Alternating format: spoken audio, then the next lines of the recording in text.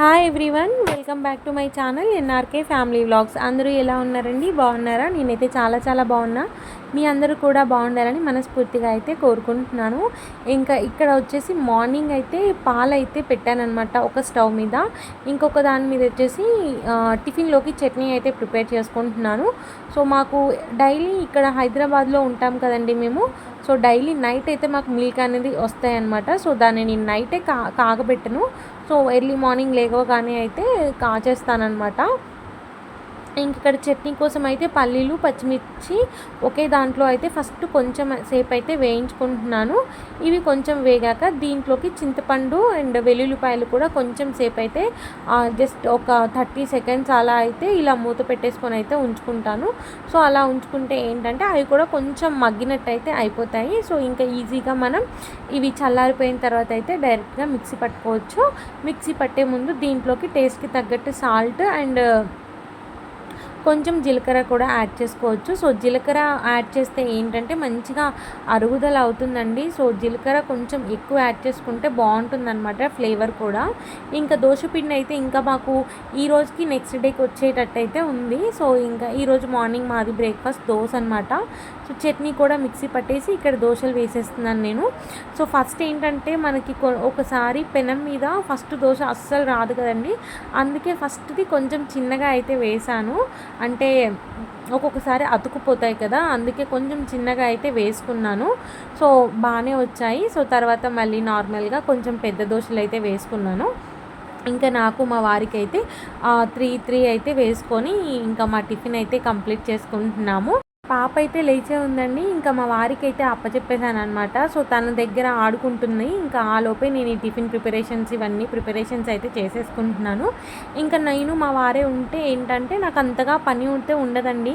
ఇద్దరమే కాబట్టి టిఫిన్ ఫాస్ట్గా అయిపోతుంది. అండ్ ఇంట్లో పనులు కూడా ఎక్కువ ఉండవు. అండ్ గిన్నెలు కూడా కొంచెం తక్కువే ఉంటాయి. అండ్ బట్టలు కూడా మేమిద్దరమే ఉంటే 3 డేస్కి ఒకసారి అలా అయితే నేను వాషింగ్కి వేస్తానమాట. సో పాప ఉండడం ఉంది కాబట్టే నేను 2 డేస్కి ఒకసారి అయితే అలా వేస్తాను. ఇంకా మళ్ళీ నేను రిటర్న్ గుడివాడ అయితే వెళ్ళాలి కాబట్టి ఇంకా డైలీ అయితే వేశాను. ఇంక ఇక్కడ బ్రేక్ఫాస్ట్ అయిపోగానే అయితే ఇక్కడ పొయ్యి అయితే మొత్తం నీట్గా అయితే తుడిచేసుకొని గిన్నెలన్నీ కూడా వాష్ చేశానండి. ఇంకా మా పాప చూడండి ఇక్కడ లేసే టైం చాలా ఉంది. నువ్వు అప్పుడే ఎందుకు లెగుస్తున్నావు? సో తను అలా లెగవడానికి అయితే చాలా అంటే చాలా ట్రై చేస్తుంది. ఇంకా ఇది వచ్చేసి తర్వాత డే వ్లాగ్ అండి. అంటే నేను తర్వాత ఏం షూట్ చేయలేదు. సో పాప ఉండడం వల్ల ఏంటంటే నాకు ఎంత వీడియో తీసుకుందామన్నా కానీ ఆ టైంకి తీసుకోలేకపోతున్నాను అనమాట. సో అందుకే ఇంకా ఆ డే అక్కడితో ఎండ్ అయిపోయింది. ఇది వచ్చేసి నెక్స్ట్ డే. అదే రోజు మేము అత్తయ్య వాళ్ళ ఇంటికి అయితే స్టార్ట్ అయిపోతున్నాము. ఇది వచ్చేసి ఈవినింగ్ లగేజ్ మొత్తం అయితే ప్యాక్ చేసేసుకొని అయితే పక్కన పెట్టుకొని వెళ్ళేటప్పుడే నేను మొత్తం హౌస్ అంతా క్లీన్ చేసుకొని నీట్గా ఊడ్చి మాప్ పెట్టుకొని వెళ్దామని చెప్పేసి అయితే అన్నీ ఇక్కడ రెడీ చేసుకుంటున్నాను. ఫస్ట్ లగేజ్ అయితే మొత్తం సర్దేసుకున్నాను. ఇంకా అక్కడ డైనింగ్ టేబుల్ మీద కూడా యాక్చువల్గా డైనింగ్ టేబుల్ అయితే కాదండి, జస్ట్ నార్మల్గా నేను బయట తీసుకున్న టేబుల్ అనమాట అది. సో ఏమన్నా డైలీ యూజెస్ అక్కడ పెట్టుకోవచ్చు అని చెప్పేసి అయితే ఆ టేబుల్ తీసుకున్నాను. సో దాని మీద ఉన్నవన్నీ అయితే తీసేసుకొని నీట్గా అది కూడా టేబుల్ కూడా క్లీన్ చేసుకుంటున్నాను. ప్రీవియస్ డే నేను దాని మీద దొండకాయలు అయితే పెట్టానండి కర్రీ చేద్దామని. కాకపోతే ఏమైందంటే గణేష్ది భోజనాలు ఉంటే మేము అక్కడికి వెళ్ళాము. సో అందుకే నేను కర్రీ అయితే ప్రిపేర్ చేయలేదు.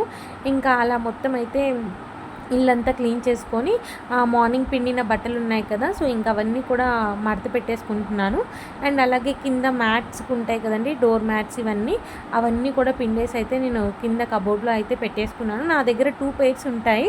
సో ఒక పెయిర్ కింద ఉంటే ఒక పెయిర్ కబోర్డ్లో ఉతికి అయితే ఉంటాయి అన్నమాట. సో ఇంకొకసారి వాష్ చేసినప్పుడు మళ్ళీ అవి వేసి ఇవి మళ్ళీ ఉతికి మళ్ళీ కబోర్డ్లో అయితే పెడతానమాట. దాని తర్వాత ఇల్లు అయితే మొత్తం నీట్గా ఊడ్చేసానండి. అండ్ అక్కడి సర్దేశాను అనమాట. తర్వాత ఇంకా నేను కూడా ఫ్రెష్ అప్ అయిపోయి ఇంకా రెడీ అయిపోతున్నాను. సో నేను రెడీ అయిపోయిన తర్వాత అయితే ఇంకా ఇది వచ్చేసి ఏంటంటే సాటర్డే నైట్ ఇంకా మేము టిఫిన్ చేస్తాం కాబట్టి ఇంకా ఫ్రెష్ అప్ అయిపోయిన తర్వాత టిఫిన్ చేయడం అయితే స్టార్ట్ చేయాలి. సో సో నేనైతే ఇలా సింపుల్గా అయితే రెడీ అయ్యాను. సో నాకు ఎక్కువ హెయిర్ స్టైల్స్ అయితే రావండి. సో వచ్చిన దాంట్లో సింపుల్గా అయితే ఇలా వేసుకుంటాను అనమాట. సో లగేజ్ రెడీ అయిపోయింది. పాపకు కూడా స్నానం చేపించి తనైతే రెడీ చేపించేశాను. సో తనైతే ఒక మంచి నిద్ర అయితే తీస్తుంది. ఇంకా అలాగే ఇందాక చెప్పాను కదండి, దోశల పిండి ఇంకొక డేకి కూడా వస్తుందని చెప్పేసి మార్నింగ్ సాటర్డే నేను ఫాస్టింగ్ ఉండే అనమాట. సో మార్నింగ్ నేను టిఫిన్ చేయలేదు. సో ఆఫ్టర్నూన్ లంచ్ అయితే చేశాను అనమాట. సో ఇంకా పిండి ఎక్కడిది అక్కడే ఉండిపోయింది. మా వారు కూడా మార్నింగ్ టిఫిన్ వేసుకోలేదు. తను ఇంకా ఎవ్రీ సాటర్డే అయితే మార్నింగ్ టెంపుల్కి వెళ్తారనమాట. సో వచ్చే దారిలో అయితే బయట టిఫిన్ చేసి వచ్చారు.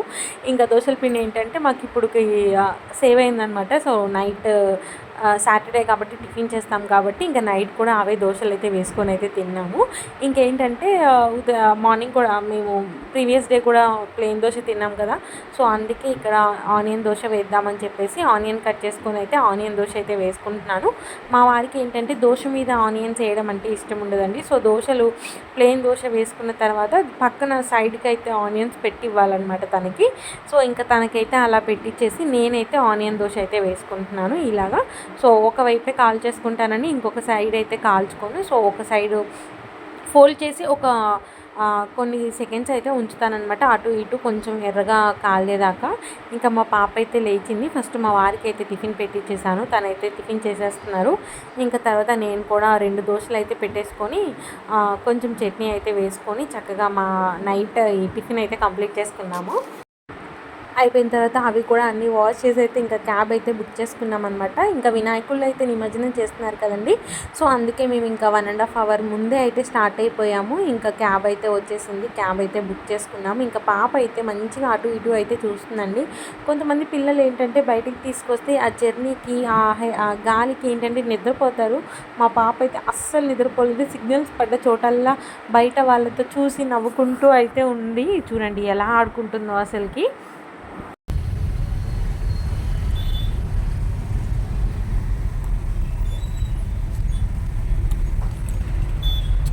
ఇంకా స్టేషన్ దగ్గరికి అయితే వచ్చేసామండి. సో మా ట్రైన్ వచ్చేసి 10:20కి అయితే ఉంది. సో ఎప్పుడు అది ఫస్ట్ ప్లాట్ఫారం మీదకే వస్తుంది అన్నారు కాబట్టి మాకు ఏంటంటే ప్లాట్ఫారమ్స్ చేంజ్ చేయాలి అలా ఆలోచన లేదనమాట. సో డైరెక్ట్ ఫస్ట్కి వెళ్ళి నిల్చుంటే సరిపోతుందని చెప్పేసి అయితే అనుకున్నాము. ఇక్కడైతే చాలా రష్ అయితే ఉందండి. ప్లాట్ఫారమ్స్ అస్సలు ఖాళీ లేవు. అసలు సిట్టింగ్కి కూడా ఖాళీ లేవన్నమాట. సో తర్వాత ఎవరో లెగిస్తే ఇంకా నేను పాప అయితే ఇక్కడ కూర్చున్నాము.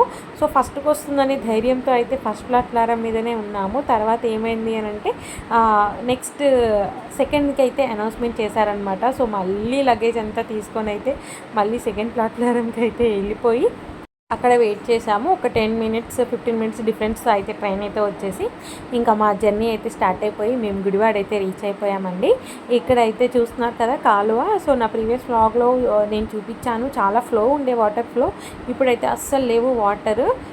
ఏంటంటే వినాయకులు కూడా నిమజ్జనం చేశారు కదా. సో ఆ వినాయకులు అక్కడే ఉండిపోయాయి వాటర్ ఫ్లో లేక.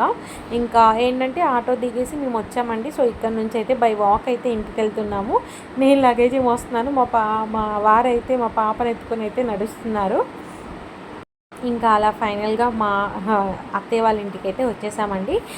ఈ వ్లాగ్ అయితే ఇంతేనండి. హోప్ మీకు నచ్చింది అనుకుంటున్నాను. నచ్చితే కనుక లైక్ షేర్ కామెంట్ చేయడం మాత్రం మర్చిపోవద్దు. అండ్ పక్కనే ఉన్న బెల్లింగ్ చేయడం మాత్రం మర్చిపోవద్దు. నెక్స్ట్ వీడియోతో అయితే మీ ముందుకు వచ్చేస్తా. Thank you so much for watching this video అండి. బాయ్.